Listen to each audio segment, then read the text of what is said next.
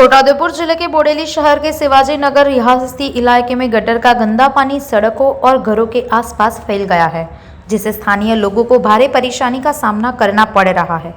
Railway station के पास स्थित एक क्षेत्र में लंबे समय से सीवरेज ओवरफ्लो की समस्या बनी हुई है। दुर्गंध और गंदगी के कारण लोगों का घर से बाहर निकलना मुश्किल हुआ है। वहीं बच्चों और बुजुर्गों के बीमार पड़ने का खतरा भी बढ़ गया है। कई बार नगर पालिका में शिकायत के बावजूद कोई ठोस कार्यवाही नहीं होने से नागरिकों में रोष है।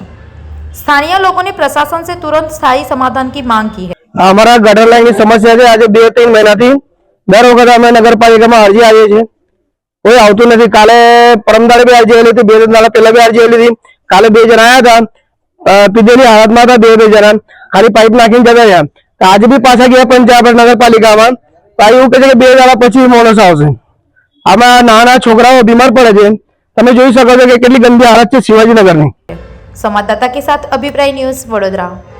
આવા જ વધુ સમાચારો જોવા માટે સબસ્ક્રાઇબ કરો અમારી યુટ્યુબ ચેનલને અને જોડાયેલા રહો ફેસબુક, ઇન્સ્ટાગ્રામ અને ટ્વિટર પર।